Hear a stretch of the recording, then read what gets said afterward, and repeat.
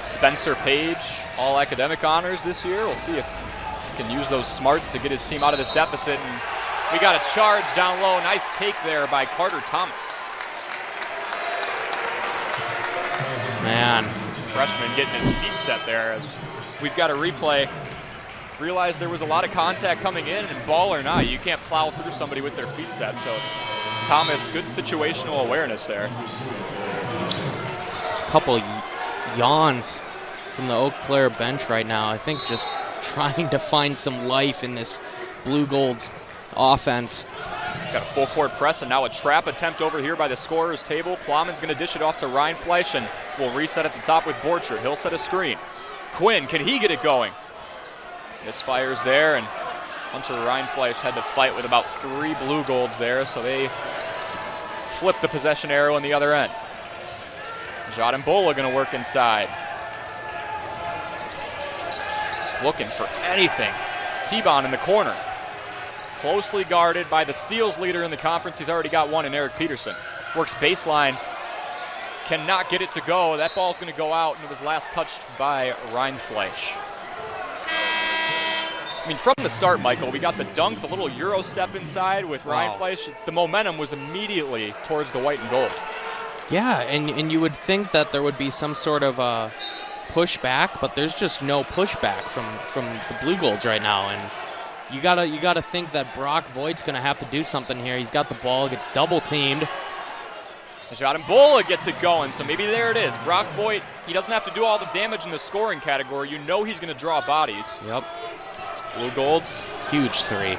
Creep in, they've got 5, looking for something. Peterson from way downtown, he says, look, I don't shoot a lot of threes, but if you're gonna give me an entire Walmart's worth of space, I'm gonna have to pull the trigger. That was right from the logo. Jadimbola just made that 3 inside, backdoor cut by Hankey, and they just can't get it going. Now we're gonna work in the fast break, it's Plowman. Will he slow it down or take advantage? Left to right crossover, spin cycle, corner, Quinn. A bit too strong, but a rebound by guess who, Levi Borchert. Inside, Quinn, I'll redeem myself. A 2-for-1 special. The height advantage kind of coming into play here, scrapping these boards from whether it's Levi, whether it's Hunter. Hushka over to Jadimbola again. Got a speed mismatch at the top of the key, he dismisses it. Some inside work here. Nice little scoop off the right hand. There's the height for Eau Claire right there, and Carter Hushka. He's got to do something here, down low in the paint. Junior from Farmington, Minnesota, trying to ignite something for the Blue Golds. Borchert going to work inside. He is doubled, but just too strong. Why they get a jump or a foul here.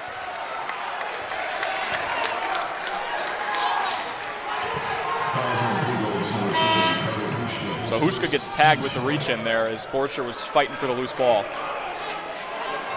We'll have Peterson coming up on the inbound pass. Oshkosh up 18 early.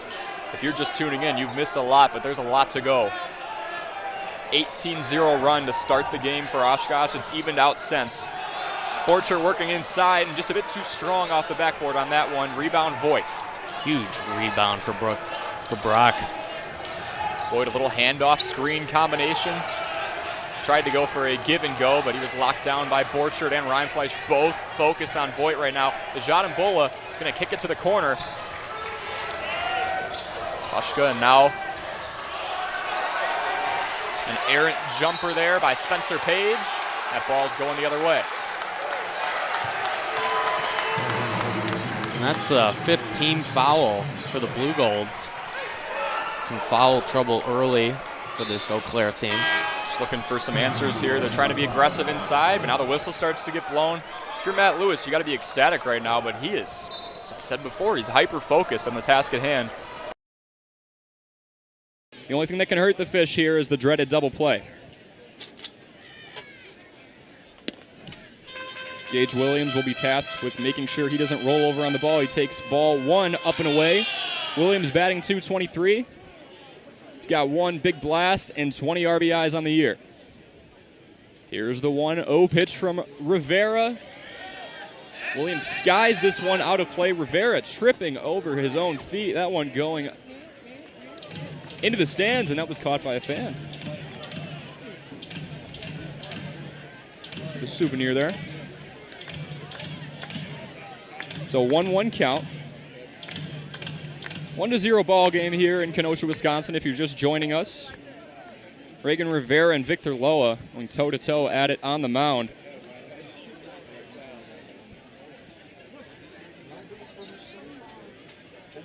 Rivera checking over on Hinks at first. He'll work out of the stretch. Here's the 1-1.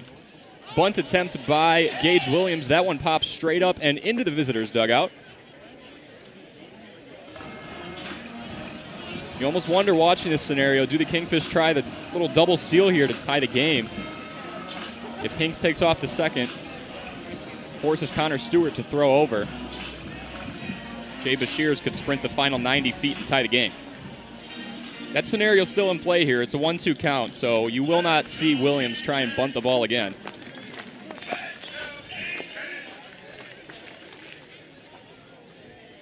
Rivera gets set. Here's the 1-2. That one just a tad low. That'll make the count 2-2. Good frame job there by Stewart. Just wasn't able to get the signature. It's Gage Williams' last day, and he's trying to make an impact here for his team in what has been a pitcher's duel thus far. Rivera checks on Hinks over at first and deals. And that will run the count full. Gage Williams was down 1-2 in the count at one point. He's fighting his way back. Is the sophomore out of Wichita State. Will be a sophomore this year. That's .250 against Kokomo on the year. Pulls that one into left center field. That'll tie the game. Jay Bashirs will come around to score. Connor Hinks is safe into third. And Gage Williams with a big boy single to tie the game up at 1. Worked that at bat to what is now 6 pitches. Fought his way all the way back from a 1-2 count. Laced that one out into left center field. That'll definitely send someone the last 90 feet. I don't care who you are. Throw attempt over to third. Not going to be in time. So now same scenario here, but we've got a tie ball game.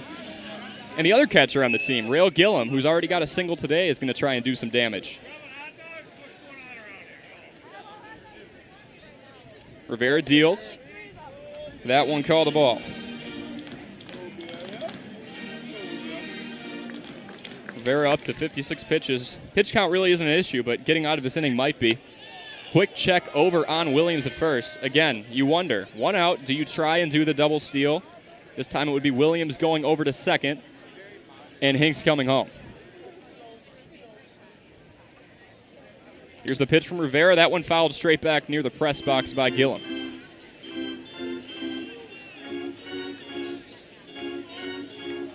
Gillum had that dribbler over to the third base side. Possibly could have stretched it to 2, but he stayed home. Didn't want to challenge the throw.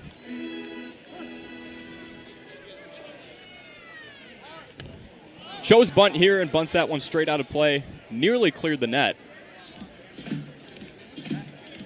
4 or 5 feet away from us here in the press box getting a souvenir. So 1-2 count now for Gillum. Came into today just having a 38 batting average. He's definitely risen that with the hit that he had in the first couple of innings. Before we get the 1-2 pitch from Rivera. Oh, it's botched over at first by Throneberry. And coming home to score and to give the Kingfish the lead is going to be Connor Hinks. So Rivera just checking on Williams one too many times. A little too worried about the guys on the base pads and not worried enough about taking care of business at home. There he is checking on Williams. That ball botched by Throneberry. He has to go chase it down, and coming home is Hinks. 2-1 ball game now. Cory Sparks of Titan TV Sports here with UW Oshkosh men's basketball head coach Matt Lewis. Coach, you talked to me earlier this week about how this place felt like home since day one. 5 years ago when you took over as head coach and when you were an assistant 6 years prior. You're off to the Sweet 16. How sweet is it? This is special. To get to play one more game with these guys again next week, the amount that they've invested, the passion they played with tonight, Oshkosh is a special place, and I'm really excited for this group that we get to continue together in the month of March. How excited are you about Will Mahoney, who I know you told me had his best game against La Crosse? Is there an argument that this one tops it? 23 points, led all scorers, and he came off the bench. How does that make you feel? Will's incredible. If you talk with Will, it doesn't matter if it's the first time or the thousandth time, you connect with Will Mahoney. He's a special human being, and for him to just keep plugging this year and get better and better and better, and then play like that in the national tournament, that's a special thing for him and for our team. So going into your sophomore year at Lynchburg, I saw you are the go-to guy to be the closer. That's been your role ever since. What is it like? It's a high-pressure situation. You're working with a slim lead. In some situations prior to Kenosha, you're working with runners on base. A single ties the game. How do you get in a calm, cool, and collected mindset before going up to the mound in a situation like that? Yeah, I mean, I've always been told my coach, both of my coaches back at school, it's a baseball game. You know, like at the end of the day, you win a game, you lose a game, but it's a baseball game. There's people that are going through harder stuff. So there's no pressure. Like pressure is just something that you create within your head. So it's just funny how a lot of people, you know, get worked up in situations like that. But I just stick to what I know best and what I know how to pitch and how to work situations and hitters and everything. And I think that's what's made me successful with it. At times, the heavyweight has to drop as much as 40 to 50 pounds, roughly 15% of his body weight. While this may sound extreme, there are plenty of checks and balances put in place to make sure this process is done safely. Over the summers when you want to start cutting down to that weight, what you do for wrestling, it's a little different. So you have to do a fat test. So you got to certify for a certain weight, and you got to make that weight within the time that you're given. So it's very healthy. So they do that so you won't kill yourself when you're trying to cut all these pounds. As for his why, Cyprian talks about boosting his self-esteem and finding a sense of purpose in the daily grind of being a collegiate athlete. While others are in bed, he's lifting, conditioning, and fine-tuning his body and mind. How many people are getting up at 5 a.m. to go lift and go out there and wrestle and compete for a national title? Because at the end of the day, that's my goal, is to get that national title. That drive to make me go a little bit further and better myself is really like the big thing that I strive for. There are plenty of wrestlers and teams in Division III who think they have what it takes to win it all. If you ask Cyprian about his chances, he'll fire a question right back at you. Why can't I get the national championship? Why not me? Why this guy? So like little things like that drives me. The wrestling doesn't last forever, and guys have been wrestling since kindergarten, and they put out all this work. So just to let it go down and train, you don't want that to happen. You put in so much work, you might as well take advantage of it. From the campus of UW Oshkosh and for WRST, I'm Cory Sparks. 3 years ago in this building, UW Oshkosh Athletic Director Daryl Sims broke the news to the Oshkosh gymnastics team that they couldn't travel to the 2020 National Championship because a pandemic was on the horizon. Fast forward to today, after 3 years of positive COVID tests, doubled up practices, and hundreds of hours of work in the gym, and the Titans are back-to-back NCGA champions. Oshkosh traveled to Winona, Minnesota on March 25th to defend their 2022 title, and they edged out conference foe UW La Crosse by 0.2 of a point. Head coach Lauren Karnitz called this unit the epitome of a championship team that has done anything and everything to make those around them proud. The Titans will embark on yet another title defense run starting later this year in November. For Titan TV Sports, I'm Cory Sparks.